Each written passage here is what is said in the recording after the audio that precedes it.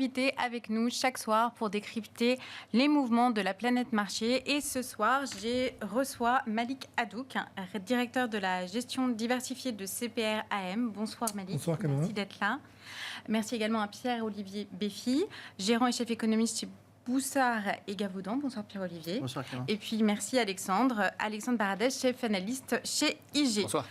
Alors au programme ce soir, on va parler de l'éléphant dans la pièce, la Fed moins hawkish que prévu.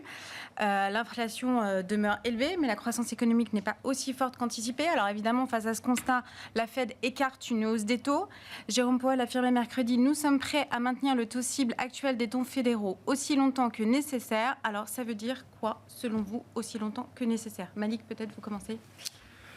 Aussi longtemps que nécessaire, ça veut dire tant que nous n'avons pas de certitude que l'inflation retrouve un train de baissier, qu'on s'en rapproche. Toujours la data dépendance. La data dépendance plus que jamais ici importante. Et en tout cas, l'élément important hier soir, c'est qu'il a de facto indiqué qu'il n'y aurait pas de hausse de taux. Donc ça, c'est quelque chose de très important. Donc on reste dans un contexte de baisse de taux à venir. Maintenant, il s'agit de déterminer le timing. Puis un autre élément important, c'était la réduction du quantitative tightening. Tout à fait, ouais. Ça va alléger aussi un peu la pression sur le marché obligataire, qui frôle encore les 5% sur le 2 ans. Mais ce que le marché action regarde, c'est le 10 ans, très précisément. Bien sûr. Et c'est là que les choses vont se jouer. Alors sur l'inflation, on doit se positionner aujourd'hui en disant clairement, est-ce qu'on pense que la déflation subit un arrêt ou est-ce que ça va repartir? Ou est-ce que ça va repartir? Alors, quand on regarde la hausse des taux récente depuis le début de l'année aux États-Unis et en Europe, on remarque que cette hausse des taux est due principalement à la composante croissance plus qu'à la composante taux. Oui. Si on regarde les taux 5 ans et on les décompose entre inflation et croissance, on est plutôt 40% du côté croissance, un peu moins de 10-12% sur le côté inflation. Ouais. C'est la même chose en Europe. En Europe, oui. Donc, ce qui a animé les marchés actions, en tout cas, et le marché obligataire, c'est ce repricing de la croissance qui n'était pas attendu, puisque je vous rappelle qu'en début d'année, on pressait tous une éventuelle récession à venir. Bien sûr, oui. Qui est aujourd'hui, a priori, totalement écartée. Même si les dernières statistiques US récentes montrent un fléchissement un peu de la croissance économique qui a un peu surpris. On en connaît les raisons. Il y a des importations qui ont beaucoup joué, qui indiquent que la demande reste quand même soutenue. Mais on a des indices manufacturiers et de services qui ont aussi rebaissé assez sensiblement. Et là, c'est plutôt un facteur positif pour l'inflation aux États-Unis, puisque la composante inflation avait monté essentiellement dû à des facteurs de services aux États-Unis. Si elle ralentit, ça devrait avoir un impact sur l'inflation. Donc on est, nous, plutôt dans le camp de dire que la désinflation, elle a subi un coup d'arrêt, mais elle ne s'est pas arrêtée pour le moment, et on tape toujours sur une baisse des taux de la Banque centrale américaine au cours de l'année 2024. D'accord. Pierre-Olivier, votre position. L'inflation, c'est une pause avant que de nouveau ça diminue ou c'est plus inquiétant que ça? Alors moi, sur l'analyse, oui, je suis un peu du même avis que Malik. Mais après, moi, la grande question que j'ai, c'est combien de temps va durer la pause?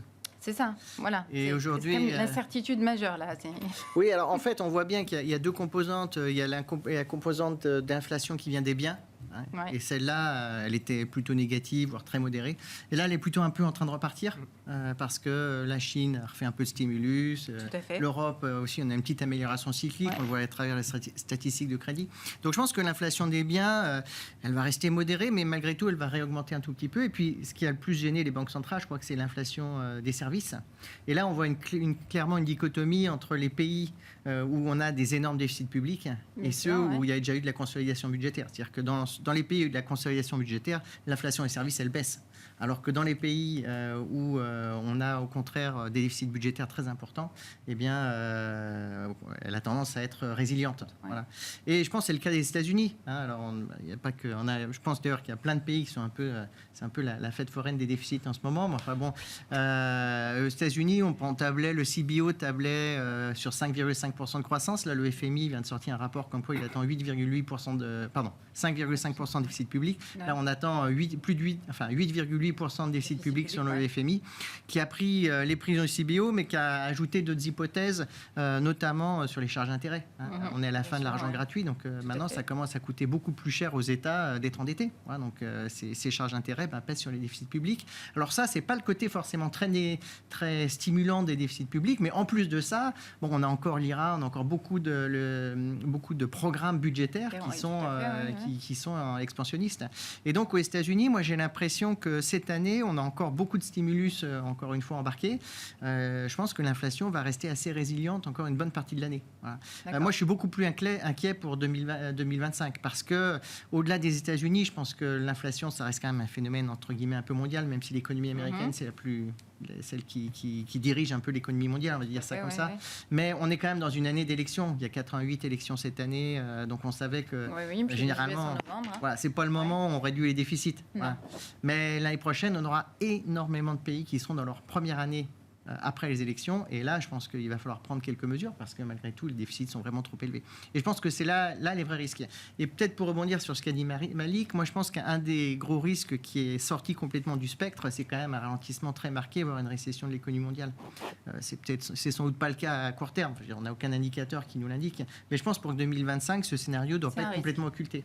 Et dans un marché où, par exemple, vous regardez la distribution des risques sur les marchés obligataires, c'est assez clair qu'aujourd'hui, vous avez à peu près disons dans les proportions 40% qui pensent qu'on a une légère pause dans la désinflation. Après, vous avez un peu plus plutôt vers 50% qui pensent que l'inflation va rester très forte, voire peut un peu réaugmenter. La probabilité d'une récession, elle est pricée à moins de 5-6% dans les marchés.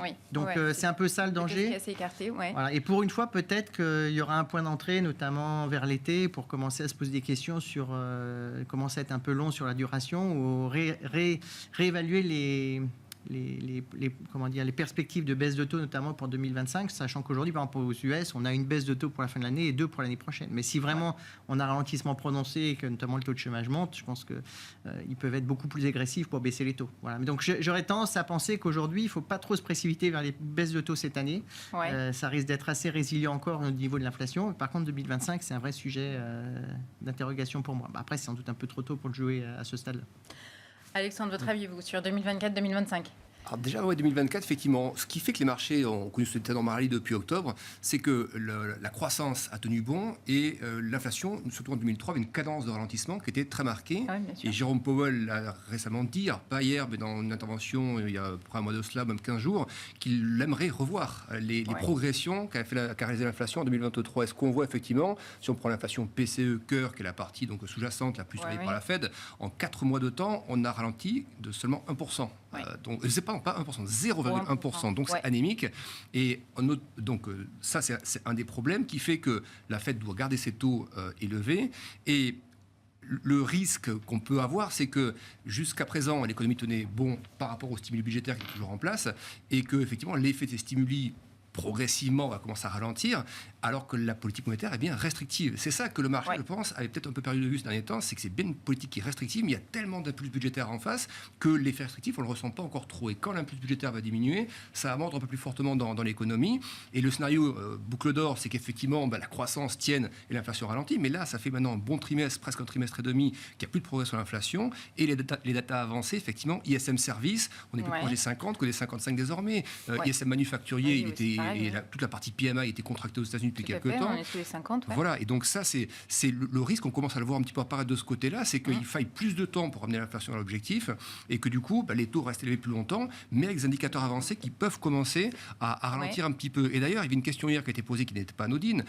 Est-ce qu'à Jérôme Powell, est-ce qu'il pense qu'on va vers une stagflation ? Parce que le mot est lâché, ça y est, voilà. C'est lâché. Alors, moi, je m'engouffrerai pas là-dedans, mais le fait de poser la question, c'est que les observateurs notent cet aspect indicateur avancé par rapport à une inflation qui fait peu de progrès. Et donc, Jérôme Powell, c'est un peu son job aussi. Il va pas dire oui, mon Dieu, je crée une stagflation, mais il a dit non. Écarte. Voilà. Il dit pour l'instant. Il dit pour l'instant. On ne voit pas pourquoi. Mais en projection, il a peut-être volontairement botté un peu en touche en parlant des datas court terme. Ensuite, il y a un autre élément qui, dans sa conférence de presse, je l'ai trouvé très et en même temps. C'est-à-dire qu'on ne sait pas trop quel côté il bascule. En décembre, c'est très clair, c'est un pas pivot. sur quel pied c'est là, vraiment. Oui. Il y a un pivot. Ensuite, la résilience des données. Tous les speakers de la Fed, même les colombes, des Goolsbee ou autres, avaient commencé bien avant lui à dire attention, les bases de taux, c'est pas garanti pour cette année. Et c'était le seul qu'on attendait sur ce champ-là. Et il l'avait, il y a 15 jours, était dans cette rubrique-là en disant finalement, on n'est pas pressé de baisser les taux dans ce contexte-là. Et on s'attendait à quelque chose de la même nature hier, ce ton qu'il y avait il y a 15 jours, que les marchés n'avaient pas trop aimé d'ailleurs. Qu'on n'a pas eu. Et qu'on n'a pas eu. C'est-à-dire qu'il a réussi à alterner systématiquement des phrases un peu faucons avec des éléments colombes. Et donc, c'est quelque chose de très, très centré ce qu'on a eu hier. Et en même temps, il y a une phrase, il a vraiment dit que... je ne sais pas, le fameux je ne sais pas. Je ne sais pas si l'inflation va ralentir ou pas plus que ça, et donc si cela mérite une baisse de taux. Et ce je ne sais pas, en fait, ça met un focus absolument et une pression incroyable sur les datas économiques. Bien sûr, tout à fait. Donc ça veut dire que les prochaines données, donc demain évidemment rapport sur l'emploi et prochains composantes de prix ISM, services, composantes de prix ISM autres, auront un poids énorme et vont être scrutés par les marchés. Voilà, mais du coup ça va exacerber aussi la nervosité des marchés dans les deux sens, à la hausse comme à la baisse. Et donc, je ne sais pas si c'est un cadeau qu'il a fait là, mais les algos et tous les observateurs l'ont bien compris, c'est que les prochaines datas vont être absolument cruciales. Et si elles ne tombent pas du bon côté, le VIX on le retrouvera au-delà de 20. Si par contre ça va du bon côté, je pense que les plus historiques on va les revoir assez vite aussi. Donc voilà un peu le sentiment qui a eu hier sur cette intervention-là. Et qu'est-ce que je voulais vous dire d'autre ? J'ai oublié. Mais voilà, ce que je retiens, c'est que je trouve que les marchés, en revanche, c'est ça, c'est que les marchés sont en train d'une séquence quand même depuis quelques jours maintenant, quelques semaines, qui est une séquence un peu plus méfiante. Où c'est l'incertitude et l'attentisme. Voilà, c'est pas de la grosse nervosité, mais je trouve, et je pense qu'il y a de quoi continuer dans ce schéma-là. Après, d'un point de vue technique, vous avez dépassé le sommet du S&P en 2022, et on n'est pas venu chercher ce sommet, il n'est pas très bas, mais il est 5-6% plus bas que le niveau actuel. Je trouve qu'on a les cartes en main actuellement pour que les marchés justement digèrent un peu cette grosse séquence rallye octobre jusqu'en premier trimestre et qu'on vienne un peu se poser pullback, un truc assez classique. On vient chercher les anciens sommets, on travaille un peu puis on repart après. Voilà. On espère qu'on repart après. Alors ça c'était pour les US. Alors évidemment en zone euro c'est pas du tout la même chose. Est-ce qu'on n'aurait pas un calendrier un petit peu plus lisible comme parce qu'on a eu des très bons chiffres de l'inflation européenne en avril, 2,4%, stabilisation conforme aux prévisions. Donc le processus de désinflation est confirmé. Donc ça ouvre quand même assez grand la porte à une première baisse des taux en juin. Est-ce qu'elle aura vraiment lieu en juin ? Et quelle va être la baisse ? Alors combien de baisses et quelle sera l'ampleur de la baisse ? Parce que la Banque Centrale Européenne a laissé entendre qu'elle pourrait baisser ses taux plus que ce qui est prévu par le consensus. Alors selon vous, quel sera le niveau de baisse ? Malik, vous voulez commencer ? En tout cas, sur juin, là, il y a une certitude, il y aura une baisse. Alors, la communication est très mal faite de la part de la BCE. L'inverse serait très, très, très mal perçu. Donc là, ils sont obligés d'y aller. Voilà, parce que l'inflation a continué à baisser en zone euro, ce qui est un bon élément. Après, contrairement à ce qui est dit, je pense que la BCE est dépendante quand même de la politique de la Fed, parce qu'il y a un facteur qui est très important, c'est l'évolution à venir de l'euro. Et une dépréciation trop marquée de l'euro pourrait avoir des relents de retour de l'inflation par les prix importés. Donc je pense que les 25 BP sont une certitude. Ensuite, il y a quand même un frémissement de retour de l'activité en zone euro. Donc les choses sont, et même sur les résultats d'entreprise, on en parlera tout à l'heure, sont de bonnes factures, ils sont peut-être un peu meilleurs que ceux qui ont prévalu aux États-Unis sur le trimestre, sur ce premier trimestre de l'année 2024. Donc sur les baisses de taux, il y en a une qui est actée, c'est celle de juin. Ensuite, ça dépendra honnêtement de la politique de la Fed. Je pense que malgré tout ce qui se dit, ils sont prisonniers de ce que la Fed pourrait faire dans les mois à venir. Si la Fed ne baisse pas ses taux, je pense que la BCE n'ira pas forcément plus rapidement dans la baisse des taux, à moins qu'on ait une dégradation des situations économiques. Et d'ailleurs, la situation, là, pour revenir un peu sur les US, je pense qu'il y a un marché que la Fed regarde avec attention, c'est le marché du travail, c'est l'évolution à venir. Parce que hier, il a plusieurs fois mentionné le fait que si le marché du travail venait à se dégrader, il baisserait les taux. Donc, est-ce qu'ils ont des indications ou pas ? En tout cas, sur le marché du travail aux États-Unis, on voit que le taux de démission a complètement plongé. Donc les gens sont plus enclins à rester dans leur job. Dans leur job. Donc il y a des indications sur le marché du travail qui commencent à montrer qu'il y a aussi un ralentissement qui pourrait s'opérer dans les semaines à venir. On pourrait avoir un taux de chômage qui remonte progressivement. Sur les salaires, il n'y a pas de sujet, parce que ce soit en Europe ou aux États-Unis, je ne vois pas de pression salariale qui viendrait réalimenter la thèse inflationniste.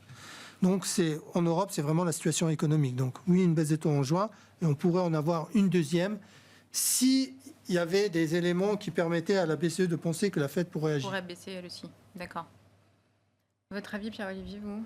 Oui, moi, si j'avais un scénario, je dirais qu'ils vont le faire en juin, et puis ils vont essayer un meeting sur 2, voilà, en essayant de voir un peu à chaque fois, justement, le taux de change. Je pense que toutes les banques centrales, notamment même dans les pays émergents, c'est un peu leur problème. Moi, je reviens notamment du Mexique et d'Amérique latine.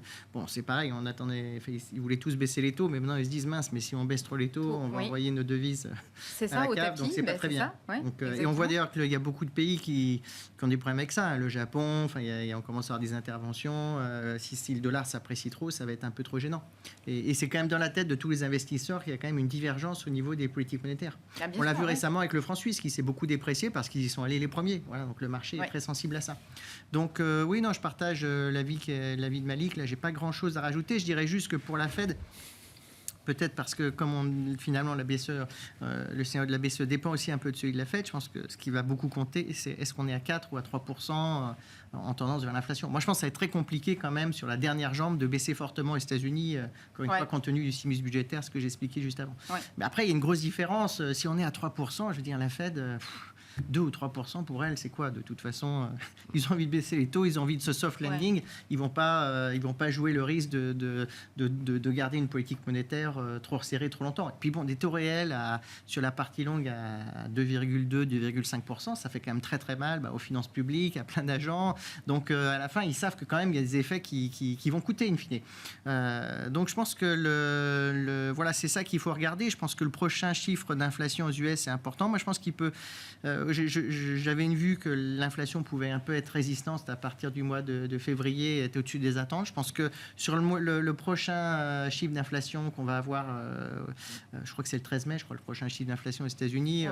Bon, je pense que c'est un peu 50-50, je ne suis pas sûr que ça soit. Mais je pense qu'à partir de juin, on va commencer à voir l'inflation légèrement refluer ou être un peu plus, entre guillemets, vers le 0,3 que le 0,4 en variation mensuelle. Et ça peut faire une grosse différence aussi pour les marchés.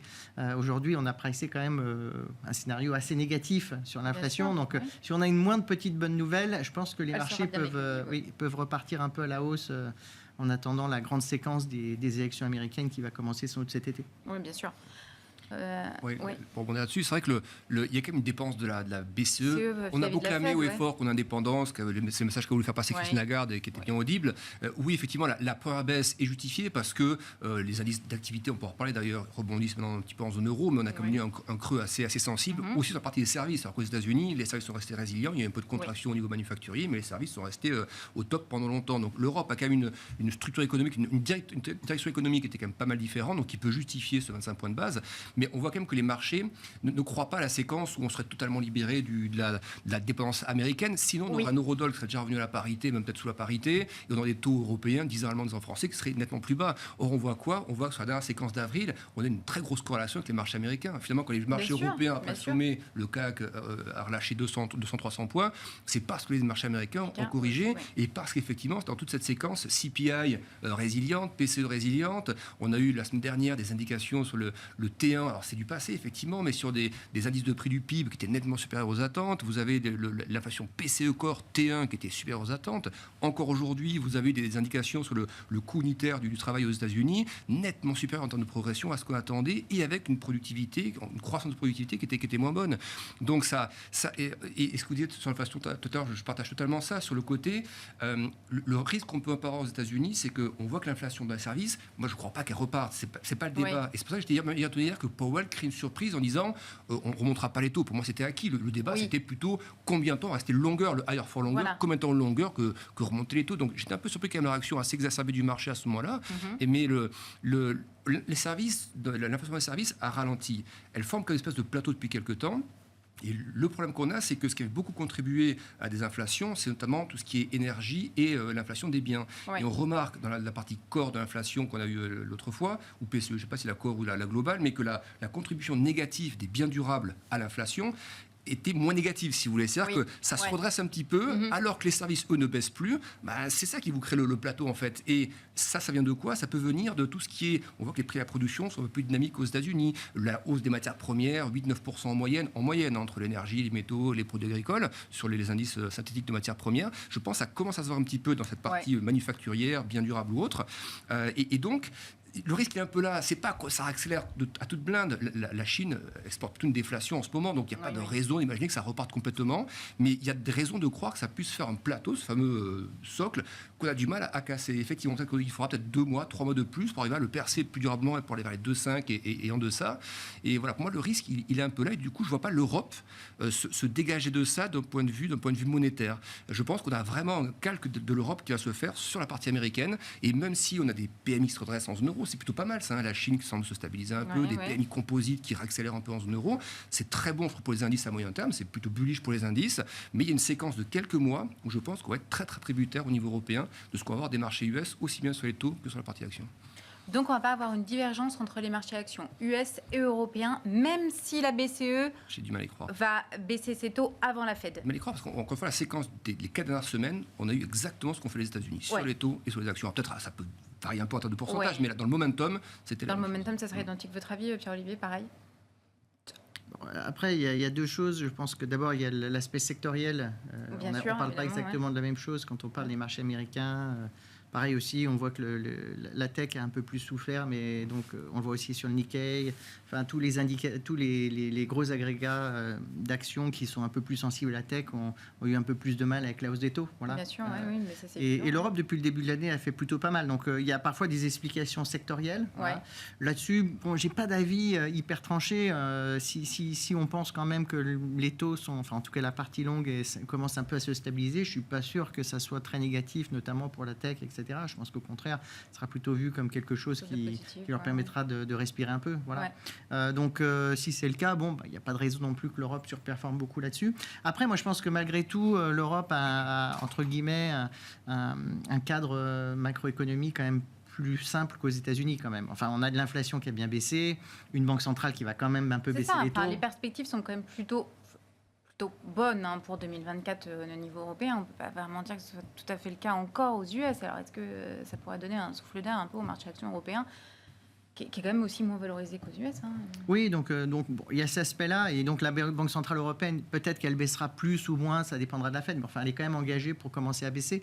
Donc, ça, c'est plutôt bien. Oui, bien sûr. Si en plus, je dirais, l'euro se déprécie un tout petit peu, ça ne sera pas non plus mauvais pour l'indice. Voilà, donc, ça sera peut-être un peu plus négatif pour les Américains qui voudraient investir chez nous parce qu'ils sont en dollars. Mais je veux dire, il y a quand même, on a un peu de sensibilité quand même dans tous nos indices aux sociétés exportatrices.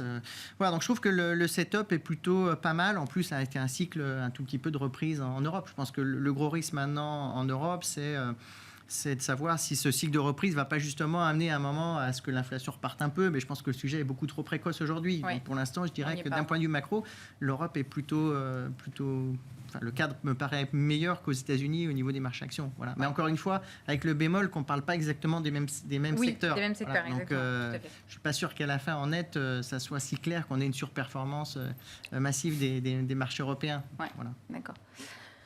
Alors Malik, vous, qu'est-ce que vous en pensez? Ils ont évoqué tous les côtés positifs, en terminant en disant qu'on a du mal à voir la surperformance de l'Europe. Moi, je suis plutôt du côté de oui, on devrait avoir cette année une surperformance de l'Europe parce que sous-valorisée, parce que baisse des taux, et parce que on a un pays, l'Allemagne, qui redémarre, et la Chine qui redémarre. Donc, on est beaucoup plus connecté à ces aspects extérieurs que ne sont les entreprises américaines. Donc moi, oui, je serais plutôt d'avis à dire que l'Europe est bien partie pour se performer cette année. Ça fait longtemps que ça n'a pas eu lieu. Mais les conditions sont favorables aujourd'hui pour une surperformance du marché européen face au marché américain, où les valorisations dans certains secteurs, honnêtement, sont très, très, très tendues. Ça s'explique par la progression des bénéfices qu'on a connus au cours des dernières années. La surperformance du marché américain, elle s'explique très simplement par la surperformance de certains secteurs, notamment les secteurs technologiques, qui ne sont pas représentés sur la côte européenne. Mais là, si on a une reprise qui s'amorce en zone euro, ça devrait permettre aussi aux valeurs cycliques de rebondir et de permettre à l'Europe de continuer sa surperformance. C'est ça, tout à fait. Et l'élément important, c'est l'effet aussi de vis qui a été mentionné, qui devrait jouer en faveur, jusqu'à un certain point, parce qu'à partir d'un certain moment, ça va jouer en défaveur de la zone euro. Donc, si on s'apprécie autour de 1,05, c'est pas dangereux à ce niveau-là. Si on repart vers la parité, là, ça devrait devenir un peu plus compliqué parce qu'on révisera aussi l'impact de la hausse des coûts pour les entreprises européennes. Bien sûr. Mais le momentum semble favorable pour les indices boursiers européens. D'accord.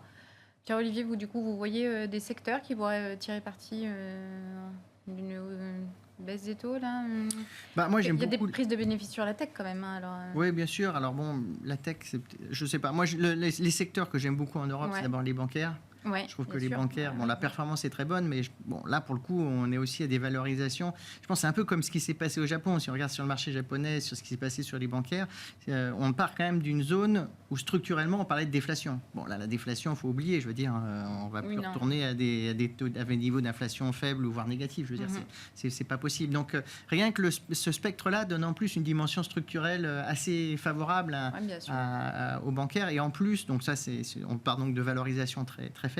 Et puis en plus de ça, le crédit est en train de repartir, le crédit domestique est en train de repartir. Donc ça, c'est très très bon pour les bénéfices des banques. Donc, alors généralement, les gens se disent en plus ça hedge contre la hausse des taux si ça continue. Voilà, en tout cas sur la partie longue. En plus, si on a un peu de baisse sur la partie courte, de toute façon, on sera très content parce que les volumes de crédit vont repartir. Donc net, je trouve que par exemple, c'est typiquement un secteur que j'apprécie énormément. Voilà. Après, il y a deux thématiques. Je pense que la thématique de la défense aussi, c'est pas nouveau, mais chaque fois qu'on regarde ça, on dit ça a déjà bien monté, mais enfin ça continue de monter. Voilà. Donc je pense que pour moi, c'est toujours un peu pareil aussi. Enfin, si je fais un peu le contrepoids à Malik, ce qui me gêne juste sur l'aspect surperformance de l'Europe, et encore une fois, c'est qu'il y a toujours ces biais sectoriels qui troublent un peu l'analyse. Parfois, c'est un peu gênant. Et puis la deuxième chose, c'est que je pense que c'est un thème où les gens étaient très sceptiques en fin d'année dernière, qui a commencé à s'installer finalement de manière aussi plus forte depuis un trimestre, parce qu'on a vu que l'Europe commençait à surperformer. On a vu des flux arriver aussi. Donc, du coup, on s'est dit, c'est le début de quelque chose.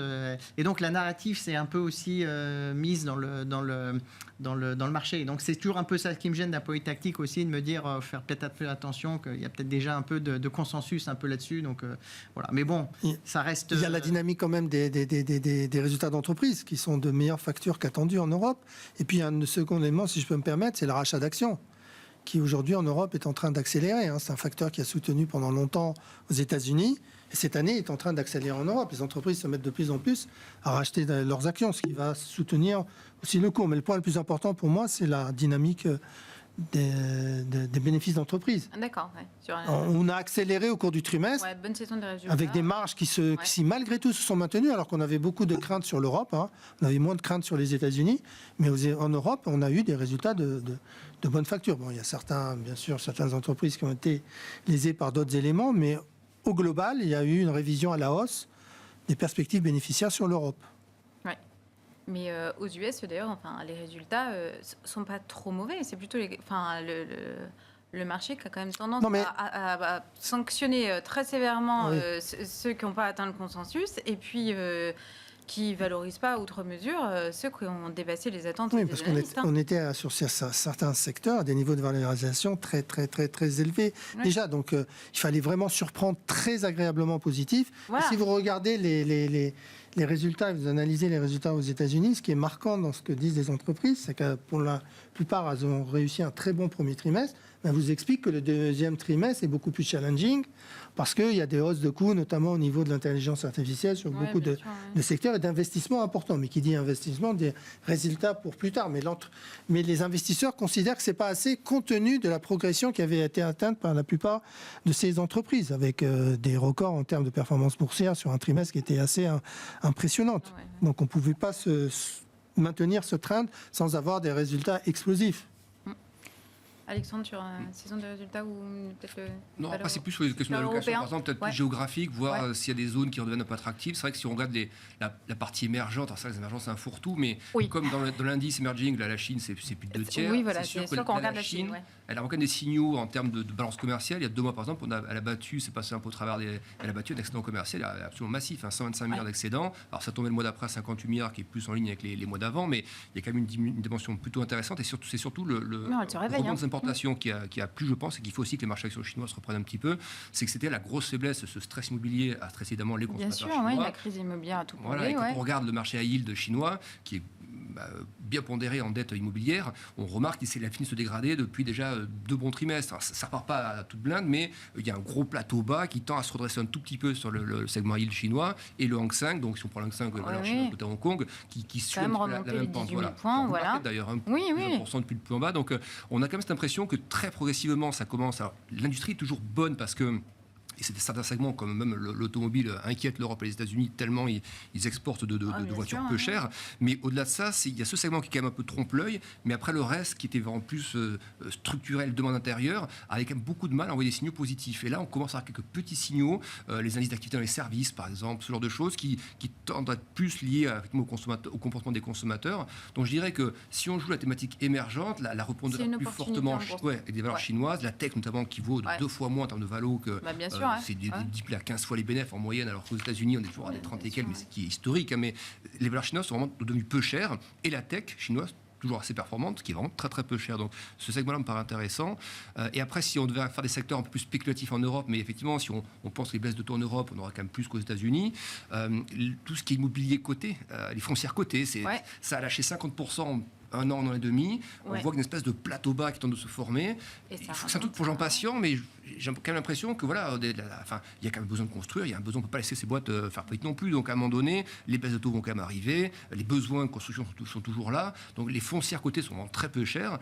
Je trouve que c'est un pari spéculatif, mais entre guillemets, qui peut être à tenter. Et puis l'aspect après, si on pense à la Chine, on pense au tourisme loisir, peut-être cette poche-là, qui n'est pas non plus, elle est ni très chère ni pas chère, mais je trouve que je ne vois pas pourquoi on vendrait le tourisme loisir sauf si récession américaine qui venait vraiment pointer le bout du nez. Mais si on prend que la thématique Europe-Chine, les valeurs européennes d'un tourisme loisir, je trouve qu'elles seraient plutôt à travailler à la hausse qu'à la baisse en ce moment. D'accord. On va parler de l'or peut-être maintenant. Alors, toujours au sommet. Si je peux parler sur la Chine, je suis totalement d'accord, puisque moi, c'était mon dada, la Chine, depuis le début de l'année. Donc je suis assez content de ce qui se passe. Maintenant, c'est peut-être le moment de switcher, d'aller sur les valeurs locales qui n'ont pas bénéficié du rallye qu'on a assisté sur les valeurs technologiques, parce que c'est la HCCI qui a progressé de plus de 25% par rapport à ses plus bas. C'est un des meilleurs performants aujourd'hui en Asie avec Taïwan. Mais les valeurs locales chinoises, si on peut investir dessus, aujourd'hui sont attractives, parce qu'il y a tout un pan, notamment ce qui a été mentionné sur l'immobilier qui s'est stabilisé.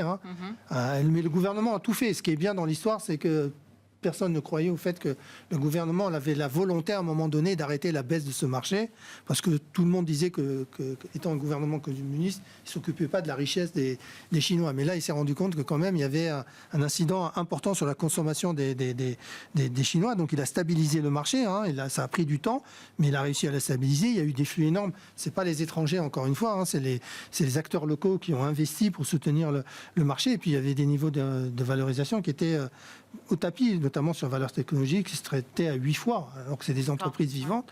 Alors le seul risque sur la Chine, c'est les sanctions américaines, encore une fois. Oui, bien sûr, parce qu'il y a quand même ça, on peut pas. L'évolution de la géopolitique aussi. C'est pas qu'Israël en novembre. Voilà. Mais même aujourd'hui, les sanctions qui sont prises par l'administration Biden et qui continuent. Donc ça, ça peut se dégrader encore. Voilà, c'est ce à quoi je pensais. Et puis sur les émergents, là aussi, le seul élément, on en parlait tout à l'heure, c'est l'évolution du dollar, quoi. Si aujourd'hui vous avez un dollar qui continue à s'apprécier, c'est un peu négatif pour les économies émergentes, même si on est assez surpris de voir qu'au mois d'avril, la seule classe d'actifs qui ressort positivement en termes de performance, c'est la classe d'actifs émergente. C'est dû effectivement en partie à la Chine, mais si vous prenez un indice hors Chine, vous êtes à 0, alors que les indices américains baissent de 4% en avril, les indices européens de 3%. Donc on a eu une surperformance des émergents dans un contexte où on avait une hausse des taux, une appréciation du dollar mais qui s'était arrêtée, mais quand même une appréciation du dollar. Mais c'est aussi dû au dynamisme qu'on a revu sur la zone asiatique avec des PMI, pour la plupart des zones asiatiques, qui ont rebondi, qui se maintiennent à des niveaux élevés. Si on prend le cas de l'Inde, qui a un PMI qui se maintient autour de 60, avec une économie qui croît à plus de 8%. On a un questionnement sur la valorisation du marché indien, parce qu'il se traite à plus de 25, aujourd'hui 25-26. Vous avez une croissance qui est là pour se maintenir. Donc les actions chinoises, les actions indiennes restent intéressantes, même si moi, personnellement, je préfère aujourd'hui les actions chinoises compte tenu de la valorisation. Mais vous avez la Corée et la Taïwan aussi qui sont aussi attractifs. Alors, on va clôturer. Alors, je vous avais demandé de faire des devoirs. Alors, Céline May and Go Away, c'est pas très adapté comme dicton boursier cette année, parce qu'on a quand même une performance mensuelle négative en avril sur les marchés boursiers US, sur les marchés boursiers européens et évidemment à Paris, moins 2,7%. Donc là, évidemment, tout le monde surveille, mais avec attention. Donc, quels seront les principaux défis auxquels les marchés vont devoir faire face ce mois-ci et quels indicateurs vous avez particulièrement surveillés en ce mois de mai? Alexandre, vous commencez. Ça va être pour moi, c'est les datas américaines. C'est ce que je disais tout à l'heure. Je pense que l'Europe ne pourra pas se défaire pendant quelques temps. Je ne dis pas à long terme, mais pendant quelques temps, je pense qu'il y aura une dépendance aux données américaines. Donc, ça va commencer demain. C'est le rapport sur l'emploi. Il y a plein de choses. On va regarder les créations. On va regarder le taux de chômage parce qu'on sait que ce qui a été dit que Powell, la première alerte sur le taux de chômage, ce sera la baisse de taux qui suivra directement derrière. Et les salaires quand même, parce qu'effectivement, même si les salaires ne contribuent pas à réaccélérer l'inflation, c'est quand même un frein à un retour à l'inflation à 2%. Et il progresse toujours à plus de 4% aux États-Unis, ces salaires. Donc, on essaie de regarder ça. Voilà, est-ce qu'on passera un peu à nouveau sous les 4% ou pas? Donc, toutes ces données-là, ça va être important. Je ne vois pas de raison, effectivement, le CNUA va me commencer un petit peu plus tôt. Ce qui, encore une fois, moi, je ne suis pas très fan de ces éléments calendaires. Je sais qu'ils existent en moyenne sur des périodes de 20 ou 30 ans. Mais c'est le court terme qui fait les marchés ou le sentiment de marché. Et je ne vois pas ce qu'on a vu, là, toute la séquence d'avril, je ne la vois pas changer fondamentalement en mai. Donc, pour moi, on est en contexte qui justifie toujours. J'appelle ça de la consolidation. C'est-à-dire que je ne crois pas du tout à un retour à des moins 20, moins 30 sur le marché américain du tout. Mais par exemple, on parlait de l'Europe par rapport aux États-Unis. Un CAC qui peut retomber à des 7007 par exemple. Il y a des niveaux techniques d'anciennes zones qu'on ira chercher. Pareil, sur le pullback, on casse des zones, on va s'appuyer un peu dessus. C'est des retracements de l'ordre par rapport au sommet entre 5 et 10%. Voilà, c'est ce genre de choses que je vois. Donc on a déjà fait une partie du chemin. Le risque, je le vois encore peut-être sur quelques pourcents, peut-être 4, 5% pour aller chercher un peu plus bas ces zones techniques. Mais je vois plutôt une hypothèse un peu consolidante sur la partie européenne. Des indices comme le MIB, par exemple, je le trouve toujours très très attractif sur les mois à venir. Il a beaucoup progressé, il respire un peu et je pense qu'il va repartir chercher les niveaux, c'est un indice hors dividende qu'on regarde, mais les niveaux d'il y a 2 décennies. Donc je suis toujours très bullish sur l'Europe, mais je pense que la respiration en cours peut continuer encore pendant au moins le mois de mai, peut-être encore juin, avant de commencer à revoir peut-être les éléments un peu plus bullish arriver. Donc voilà, pour moi, toujours un peu de consolidation, un peu de prudence en mai. Donc pour moi, le dicton au mois de mai va s'appliquer. D'accord. Cher Olivier, qu'est-ce que vous en pensez, vous? Moi, je pense que le chiffre le plus important, c'est l'inflation américaine. Voilà. C'est ça. Le reste, je ne suis pas très sûr. Bon, on regardera l'NFP, mais bon, ils seront bons, tout sera bon. Enfin, je veux dire, il n'y a pas de problème. Voilà, j'ai du mal à avoir un gros problème sur ces données. Peut-être qu'en effet, on regardera peut-être l'aspect salaire, parce que je suis d'accord, passer en dessous de 4% en glissement annuel aux États-Unis sur les salaires, ça peut être quelque chose d'assez, pour le coup, de rassurant. Voilà. Donc, pour moi, c'est ça qui fera la différence. Si les taux américains, la partie longue notamment, va aller toucher les 5% parce que les gens s'inquiètent vraiment que l'inflation réaccélère. Bon, bah là, oui, on fera les moins 10%. Mais sinon, je pense que peut-être que le gros est fait. Donc, je comprends ce scénario à moins 10%. Après, voilà, je pense que c'est cette donnée qui sera un peu cruciale. J'ai l'impression que les marchés risquent peut-être, pour le coup, alors si je donnais un petit scénario, de ne pas faire grand-chose jusqu'à la semaine prochaine. Et puis après, commencer à essayer de choisir un camp, voire au moment de la donnée américaine, se dire, bon, bah voilà, on a peut-être eu un peu trop peur et ça remonte. Donc, au contraire. Une tendance pourrait quand même se dessiner en mai. Oui, je pense, oui. Et c'est pas forcément négatif. Je pense qu'en effet, il y a aussi déjà eu un mois d'avril qui, d'ailleurs, on voit bien sur ces saisonnalité, d'habitude, il est très bon. Là, il a été mauvais. Donc, bon, là, mois de mai, il est pas forcément bon. Bon, voilà, ça se trouve, ça sera peut-être pas si mal. Voilà. D'accord. Malik, vous en pensez quoi? Bon, ce dicton, il n'est pas concentré sur le mois de mai. Ce dicton dit en fait que la période... ça veut dire qu'ensuite, on part en vacances. Voilà, mais ça ne veut pas dire que la performance sera négative. En fait, la meilleure performance pour les marchés boursiers en moyenne, c'est entre octobre et avril. Et entre avril et septembre, c'est là où... Là, avec Jérôme Powell au 1er mai qui nous lâche... Je ne sais pas. Oui, mais vous avez une élection américaine. Généralement, quand il y a une élection américaine, même si c'est Trump qui gagne, généralement, les performances sont plutôt positives. Donc là, ce que ça veut dire, c'est que les performances qu'on a connues, on ne continuera pas sur ce même trend. Et je suis d'accord qu'il y a une consolidation qui est en train de se mettre en place. Mais moi, ce que je regarde, c'est le chiffre de l'inflation, parce que c'est lui qui va dicter si sur le taux 10 ans, on va aller vers les 5%, qui est un niveau où là, c'est un niveau d'alerte pour les actions. D'accord. Parce que ça remet en cause des niveaux de valorisation, ça remet en cause beaucoup de choses. Donc ça, c'est vraiment, on est data dépendante sur l'inflation américaine et sur le fait qu'on n'ait pas aussi des chiffres qui se détériorent très rapidement aux États-Unis, mais d'un autre côté, ça contrebalancera l'effet négatif puisqu'on aura une baisse des taux et là, on anticipera une baisse des taux à venir. Donc le chiffre le plus important aujourd'hui, parce que le marché est centré là-dessus, c'est l'inflation américaine. D'accord. OK. Eh ben, merci messieurs, merci d'avoir été invités de Planète Marché ce soir. Merci Malika Douk, vous êtes donc directeur de la gestion diversifiée de CPR AM. Pierre-Olivier Béfi, gérant et chef économiste chez Boussard et Gavaudan. Alexandre Baradez, chef analyste chez IG. Merci beaucoup. Merci. Merci.